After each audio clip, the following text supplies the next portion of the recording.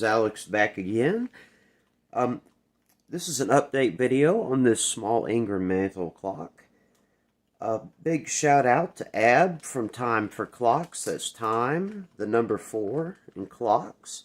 He was able to provide very specific information on this clock, which was very, very nice. So he said, uncommon model. It's got the Ingraham patented stone emulated finish. You catch that in the camera right there. So it looks like brown granite. So it was just called Marbleite, and it's patented. And this clock was new. It was $2.25. The inflation calculator does not go back that far, so I imagine it'd be somewhere in the neighborhood of a couple $100 now. This one has a earlier variant of the movement with the speed wheel on the front, but it's got the stamp 1879 patented on it.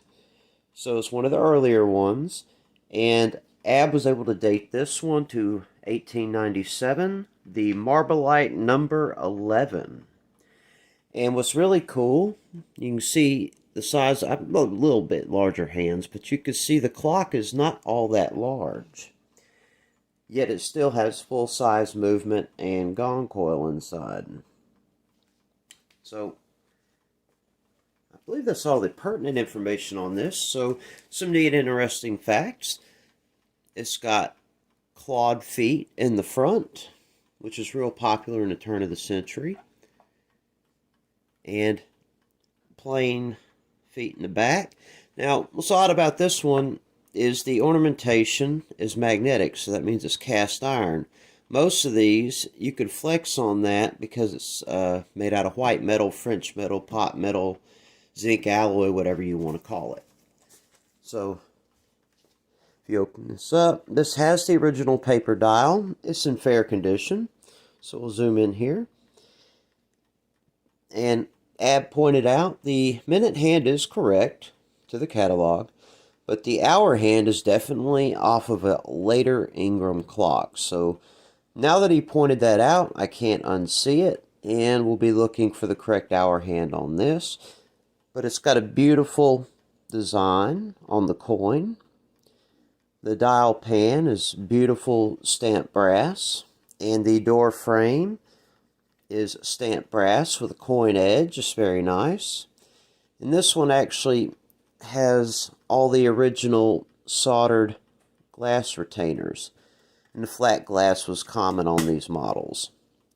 If you see a bubble glass on one of these, it's usually replaced. So we'll zoom out, and I'll lower the camera.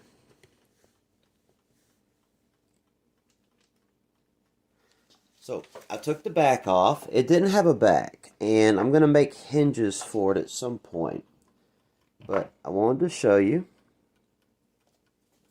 It's a standard Ingraham movement. And this one has a modified smaller butterfly, which is kind of cool. And what that allows for is a faster chime.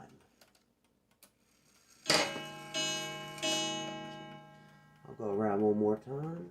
It's got a 30-minute chime as well. And then we'll go 4.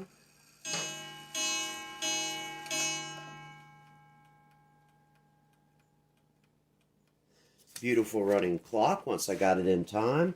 This was an eBay find, and it was pretty rough. Back was missing. Movement needed to be serviced. So full teardown and service. And I cut a back out of a piece of an old clock that was missing a bunch of parts. So that's why you can see movement holes on the inside of the door I cut. So eventually I'll put a little handle here and have the door where it swings out on hinges.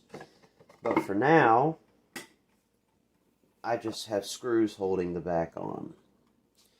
So, not a big deal. It's just, because this one's easy to see where to hang the pendulum on the bottom.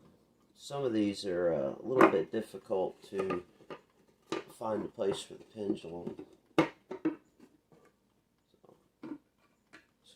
put the screw in real quick.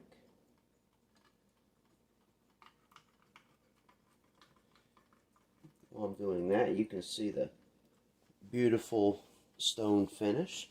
I was able to clean that up with Howard's Restore finish, and the clock has basically got the original finish, except someone had already put some gold color back onto the ornaments around the dial, but they left the feet black. So I matched the feet to the color of the dial and ornamentation going around. So we'll go ahead and get the sound with the back on.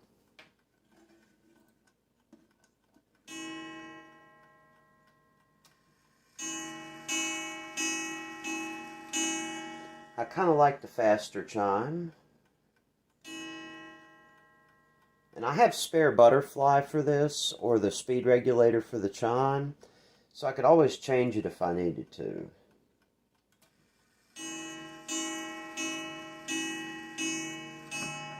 So I got the hands lined up perfectly.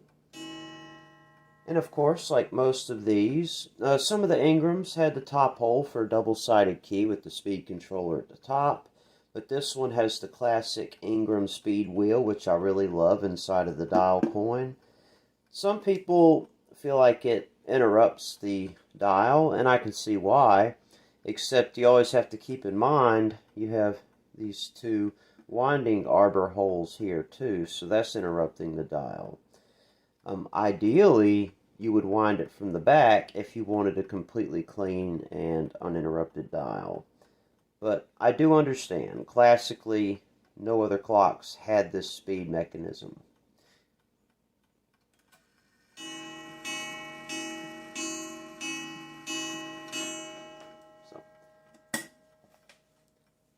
Alright, I believe that covers everything on this clock.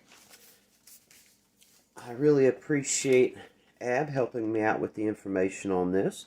I'm relatively new to antique clocks and have not much knowledge on the history and styles.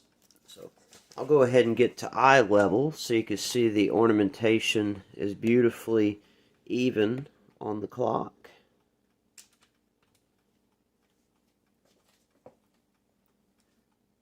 So very interesting design.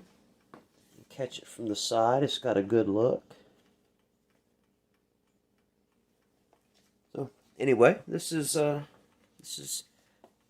one of my favorite clocks I've recently acquired, and it's been keeping impeccable time with some minor adjustments.